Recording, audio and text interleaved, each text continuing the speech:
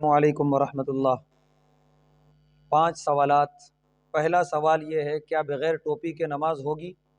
جواب یہ ہے کہ نماز ہو جائے گی، لیکن بغیر ٹوپی کے نماز پڑھنا بے ادبی ہے، اسی لیے فقہا نے اسے مکروہ لکھا ہے، کراہیت، یعنی نماز کے ثواب میں کمی ہو جائے گی، کیونکہ اللہ کے نبی صلی اللہ علیہ وسلم نے پوری زندگی سر ڈھانپ کے نماز پڑھائی ہے۔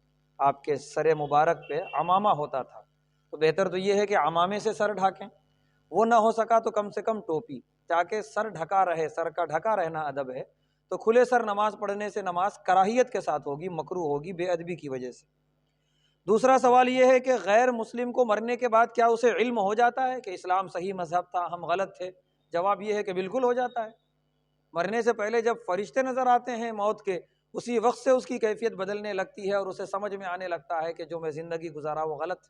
پھر قبر میں جانے کے بعد تو اور زیادہ سمجھ میں آ جاتا ہے، پھر آخرت میں اٹھنے کے بعد تو مکمل ہی طور پہ سمجھ میں آ جائے گا کہ میں مکمل غلط تھا اور اسلام مکمل صحیح تھا، الحمدللہ۔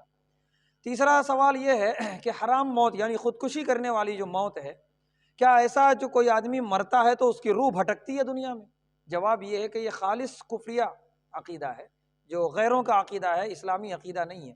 اسلام یہ کہتا ہے کہ چاہے کافر مرا ہو یا مومن مرا ہو، اس کی روح کا ایک مقام بنایا ہے اللہ نے، روحیں وہاں منتقل ہو جاتی ہیں۔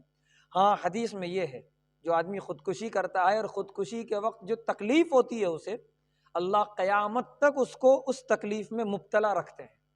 تو یہ ہے، لیکن روح بھٹکتی نہیں ہے، روح وہیں رہتی ہے اپنے مقام پہ، وہاں اسے تکلیف دی جاتی ہے اور قیامت تک اسے یہ تکلیف بھگتنا پڑتا ہے۔ اسی لیے کبھی بھی خودکشی کی موت کا تصور بھی ذہن میں نہ لائیں۔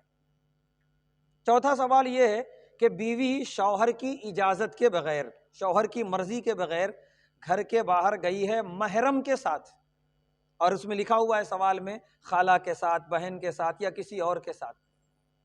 جواب یہ ہے کہ محرم کے ساتھ جائے یا اکیلے جائے، شوہر کی اجازت کے بغیر گھر سے باہر قدم رکھنا بیوی کے لیے جائز نہیں ہے۔ ہر حال میں شوہر کی اجازت اور شوہر کی مرضی ضروری ہے، اس کے بعد، یا شوہر یوں مطلق اجازت دے دے کہ تم جہاں جانا چاہتی ہو اپنے ماں اور اپنے بہنوں کے ساتھ تو جا سکتی ہو، پھر کوئی حرج کی بات نہیں، جہاں چاہے جا سکتی ہے بیوی۔ آخری سوال یہ ہے، طواف کے دوران کوئی آدمی طواف کر رہا تھا، اچانک اسے ضرورت کا تقاضا ہوا اور وہ بیچ میں آ گیا ضرورت پوری کرنے کے لیے، اس کے بعد وہ وضو کیا، پھر آیا طواف کے لیے۔ اب طواف کہاں سے کرے گا؟ جہاں چھوڑ کے گیا تھا وہاں سے یا پھر شروع سے؟ یعنی اگر وہ 3 چکر کر لیا تھا، چوتھے چکر میں تھا کہ اتنے میں اس کو تقاضا ہوا یا وضو ٹوٹ گیا، پھر سے وضو کر کے آیا، تو کہاں سے آگے طواف کرے گا؟ جواب یہ ہے، جہاں چھوڑ کے گیا تھا وہیں سے کرے گا۔ اب 1 نمبر پھر شروع سے کرنا ضروری نہیں ہے۔